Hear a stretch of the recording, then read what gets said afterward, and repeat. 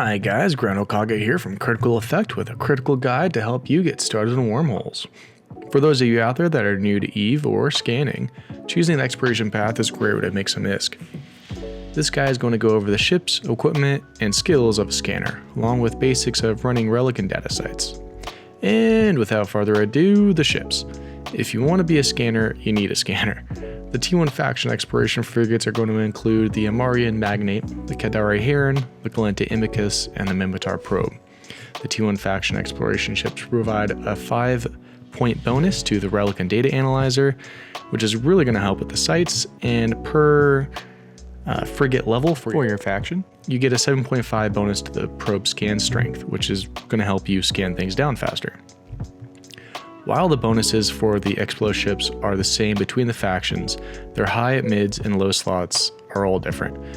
Caldari get more mids, Amar gets less mids but more lows, and then Galente and Mimitar have a mix. This is just to do with their backgrounds and what they, as factions, kind of prefer.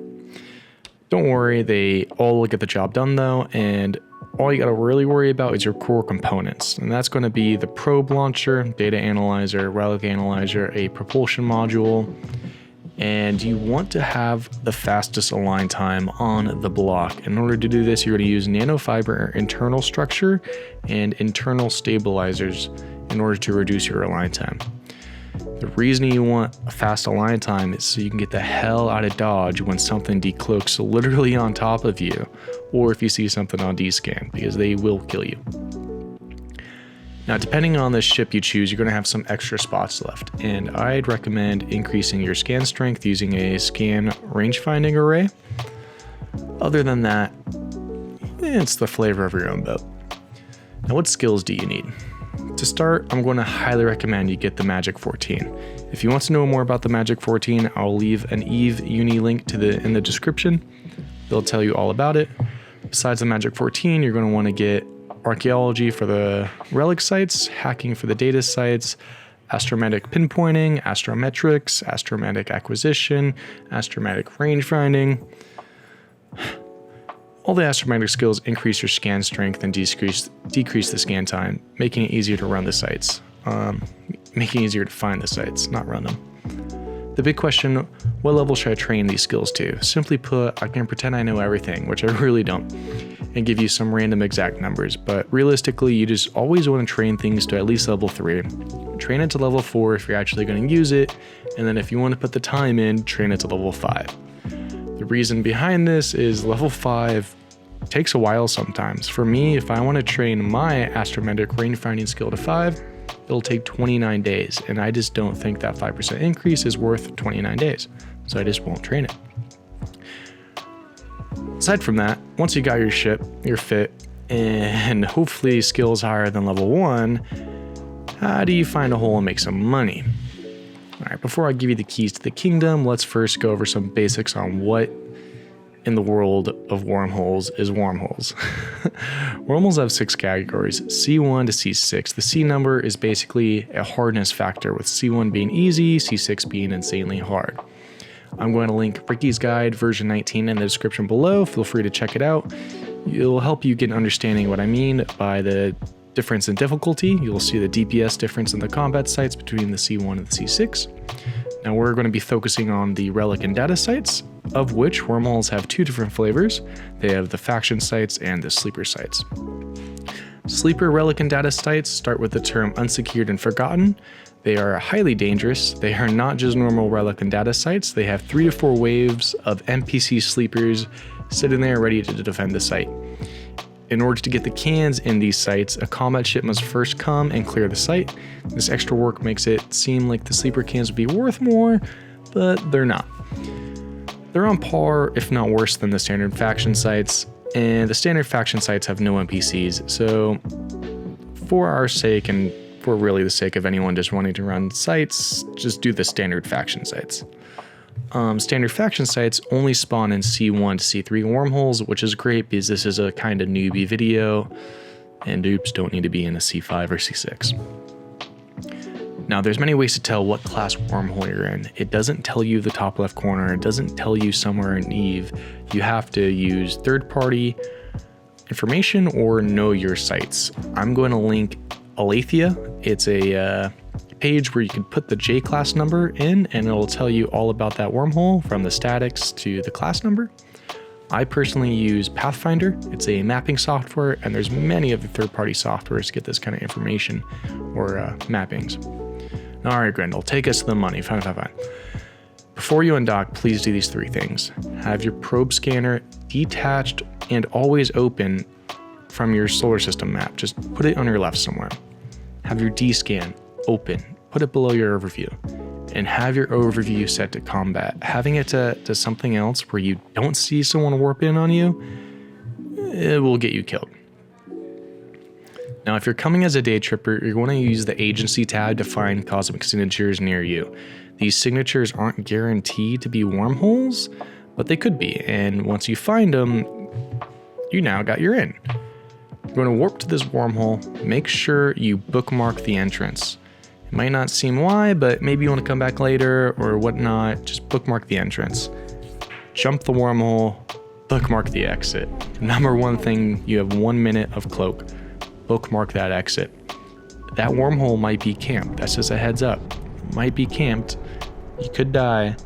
Warp away, set up a safe, get your probes out, start scanning. Alright, time to go and make some money. Now, I got here an unsecured frontier database. As you can tell, unsecured and database. It is a sleeper data site. I've already pre-cleared it with my combat ship, which is why I'm able to run it right now. Otherwise, there'd be 4 waves of sleepers waiting to try to kill me. I come up on this first can, and this first can gives us our first example of little tips and tricks. It's going to be the rule of 6. The rule of 6 basically states that any node you click that has 6 nodes around it is guaranteed safe. Otherwise, if it does have a firewall in it, the core is guaranteed to be one of the 6 nodes surrounding it. X is the one you're about to click. If you click it, it's safe. If it's not safe, it's a firewall. One of those 6 nodes around it is the core. Now here I clear the firewall, because you have to clear the firewall, and then I go ahead and find the core. There's several tricks kind of like that. I know people who swear by certain methods of going this way, going that way. Aside the rule of 6, nothing's really set in stone on how you go about doing data and relic sites. I personally just follow the numbers and kind of gauge where things are. I got another rule of 6 right here, being that it hit right there. It's surrounded by 6 nodes. So I know for a fact that one of these is going to be the core, and there's the core.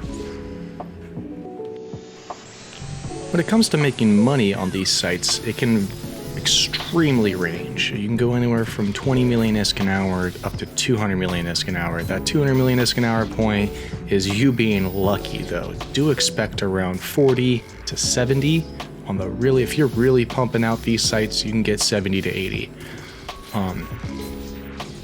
What's inside the can is pretty random. You get sometimes really juicy items and it just makes your day. It's like a little Christmas gift. I know some people who bring a cargo scanner with them and they scan all the cans before they even try to hack them. I personally hack every single can within a site. If you've watched the full intro to this video, I went over the align times several times, and I went over why you should have your overview on combat mode in your top right hand side. If someone were to cloak on me, let's say a Stratios, and my align time is below 3, Eve rounds up. So if I have a 2.65 align time, I have a 3-second align time. That is shorter than the time it takes a covert ops ship to realign their scanners to then lock you. So they have that 3-second delay to begin a lock and then whatever their lock time is. So as long as I am being mindful of my overview, I will see someone decloak on me, I will warp away immediately. And as long as my align time is sub 3 seconds, I'm basically guaranteed safe from covert ops. There's exceptions, of course. Stealth bombers don't have that delay, and they also have better scan resolution than cruisers. I also have a do as I say, not as I do situation going. If you look bottom right hand corner of my D scan, I am not clicking it as much as I should. The shortcut is V. You can reset that shortcut to something else you'd like, but hit V. I aim to hit V every 3 seconds, 5 seconds. Honestly, you should be more vigilant than that. You should be hitting V every time you can, so every 1 second. The second you see something you don't recognize, let's say that saber that's currently there wasn't friendly and that popped up, I'd be warping away. Goodbye me. I recently made a video about me killing a heron who was doing exactly the same thing. I decloaked on him and it took me 9 seconds to lock him. I recommend watching that video so you understand the mechanics behind covert ops ships and their whole decloak targeting time. It's not something you have to die from when someone decloaks on you and tries to catch you. The worst situation you ever have is if they get a bump in on you and that bump messes up your orb. That's the only chance they have. Realistically, if you're paying attention, you are safe from bigger fish, such as Tier 3 strategic cruisers, stealth cruisers such as the Stratios, Pilgrims, anything like that. You're pretty safe from because they have that whole covert ops realign time for their targeting. Alright, let's take a look how that first site went. Currently at a buy value of 1.8 million and a sell value of 21 million ISK.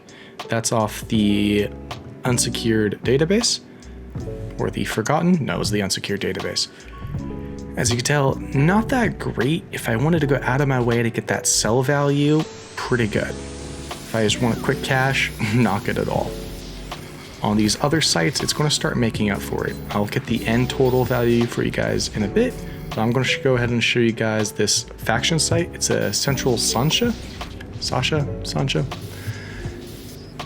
It goes by a little differently. You'll notice that the cans are different too on how you hack them.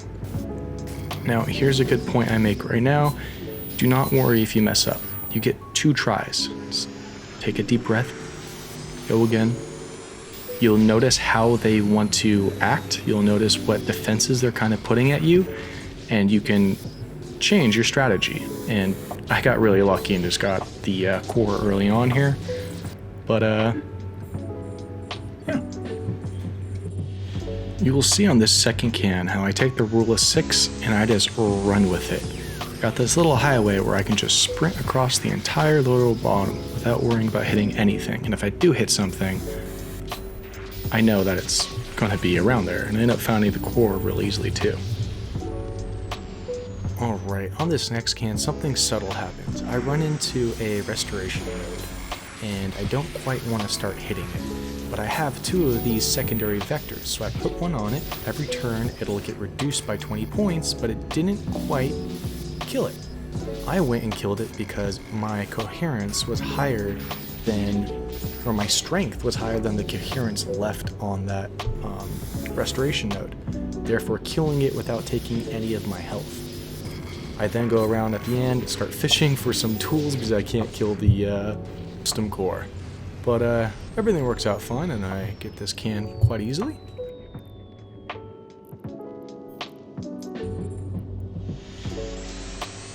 If we want to get technical on everything inside hacking, there's going to be 4 different tiers of hardness, and it varies from very easy to hard. As we can tell, it's the very light green, green, orange, and red. Red's going to have 4 different types of defensive modules. Easy, on the other hand, is going to only have 2, a firewall and an antivirus. Firewalls have a lot of health, coherence, but then don't have a lot of retaliation or strength. When you attack a firewall, it will attack you back. The number on the bottom is how much it will attack you back by. The number on top, its coherence, is the amount of health it has. Orange and red system cores have this extra thing called a restoration node. Restoration nodes are a complete nightmare to deal with. What they do is every turn, they give 20 extra coherence to a random defensive module. Basically, just racking up strength to the point that sometimes you'll end up in a position where you just cannot beat it and you just have to give up that turn. They're a high priority target and they're extremely annoying. And as I wrap up this site, I'm going to go ahead and conclude this video with a little financial report. So I ended up running 3 sites. The third site, I'm not going to include its footage. It's just another faction site. I went up to 18 million ISK at a buy value and 40 million ISK as a sell value. This took me 30 minutes, which is what that little bottom right-hand corner counter was. It took me 30 minutes to do all this. So 18 million ISK, 30 minutes times 2, that's 36 million ISK an hour. It's not bad ISK using cheap stuff. You're just using a scanning ship. I hope this video sparked your interest with wormholes and maybe hopefully see to run into you one day. Fly safe and drink IPAs.